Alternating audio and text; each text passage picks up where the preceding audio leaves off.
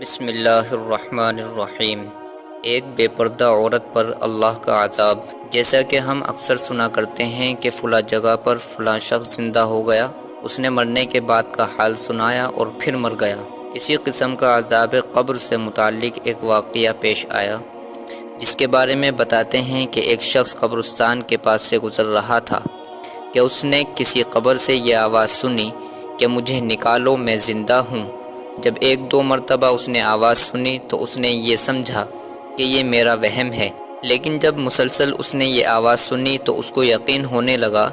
چنانچہ قریب میں ایک بستی تھی، وہ شخص اس میں آیا اور لوگوں کو اس آواز کے بارے میں بتا کر کہا کہ تم بھی چلو اور اس آواز کو سنو۔ چنانچہ کچھ لوگ اس کے ساتھ آئے، انہوں نے بھی یہی آواز سنی اور سب نے یقین کر لیا کہ یہ واقعی یہ آواز قبر سے آ رہی ہے۔ اب یقین ہونے کے بعد ان لوگوں کو مسئلہ پوچھنے کی فکر ہوئی کہ پہلے علماء سے یہ مسئلہ معلوم کرو کہ قبر کھولنا جائز ہے یا نہیں۔ چنانچہ وہ لوگ محلے کی مسجد کے امام صاحب کے پاس گئے اور ان سے کہا کہ اس طرح قبر سے آواز آ رہی ہے اور میت یہ کہہ رہی ہے کہ مجھے قبر سے باہر نکالو، میں زندہ ہوں۔ اس پر امام صاحب نے فرمایا، اگر تمہیں اس کے زندہ ہونے کا یقین ہو گیا ہے تو قبر کو کھول لو اور اس کو باہر نکال لو۔ چنانچہ یہ لوگ ہمت کر کے قبرستان گئے اور جا کر قبر کھولی۔ اب جوں ہی تختہ ہٹایا تو دیکھا اندر ایک عورت برہنہ حالت میں بیٹھی ہوئی ہے اور اس کا کفن گل چکا ہے۔ پھر لوگوں سے وہ عورت کہہ رہی ہے، جلدی سے میرے گھر سے میرے کپڑے لاؤ، میں کپڑے پہن کر باہر نکلوں گی۔ چنانچہ یہ لوگ فوراً دوڑ کر اس کے گھر گئے اور جا کر اس کے گھر والوں کو یہ واقعہ بتایا۔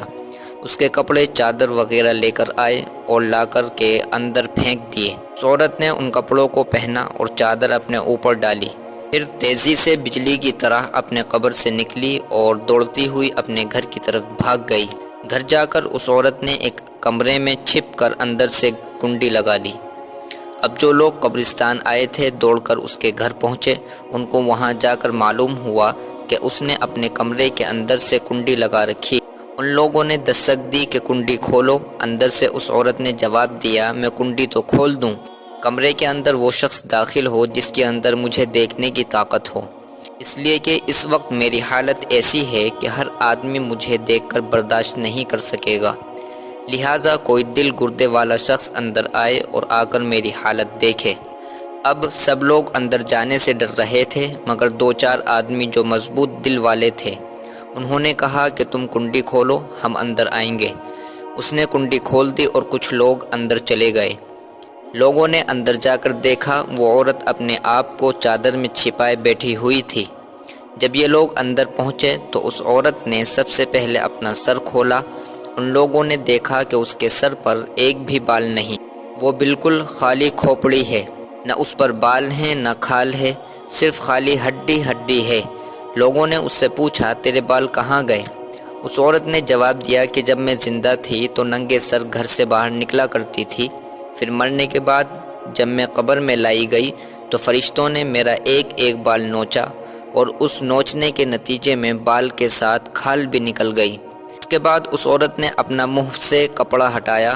جب لوگوں نے اس کا منہ دیکھا تو اتنا خوفناک ہو چکا تھا کہ سوائے دانتوں کے کچھ نظر نہیں آیا، نہ اوپر کا ہونٹ موجود تھا نہ نیچے کا ہونٹ موجود تھا، بلکہ 32 کے 32 دانت سامنے جڑے ہوئے نظر آ رہے تھے۔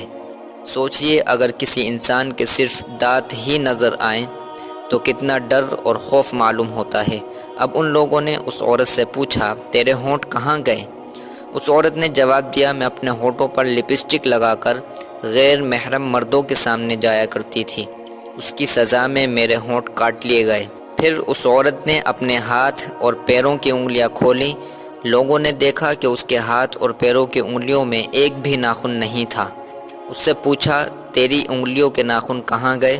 اس عورت نے جواب دیا، ناخن پالش لگانے کی وجہ سے میرا ایک ایک ناخن کھینچ لیا گیا، چونکہ میں یہ سارے کام کر کے گھر سے باہر نکلا کرتی تھی، یہ جیسے ہی میں مرنے کے بعد قبر میں پہنچی تو میرے ساتھ یہ معاملہ کیا گیا اور مجھے یہ سزا ملی کہ میرے سر کے بال بھی نوچ دیے گئے، میرے ہونٹ بھی کاٹ دیے گئے اور ناخن بھی کھینچ لیے گئے۔ اتنی باتیں کرنے کے بعد وہ بے ہوش ہو گئی اور مردہ بے جان ہو گئی جیسے لاش ہوتی ہے۔ چنانچہ ان لوگوں نے دوبارہ اس کو قبرستان میں پہنچا دیا۔ محترم خواتین اور حضرات، اللہ تعالیٰ کو یہ عبرت دکھانی مقصود تھی کہ دیکھو اس عورت کا کیا انجام ہوا اور اس کو کتنا ہولناک عذاب دیا گیا۔ بے پردہ خواتین اس واقعے سے عبرت لیں اور ان گناہوں سے توبہ کریں جس کی سزا بروز قیامت بہت سخت ہے۔ اللہ تعالیٰ ہمیں عذاب قبر سے محفوظ فرمائے۔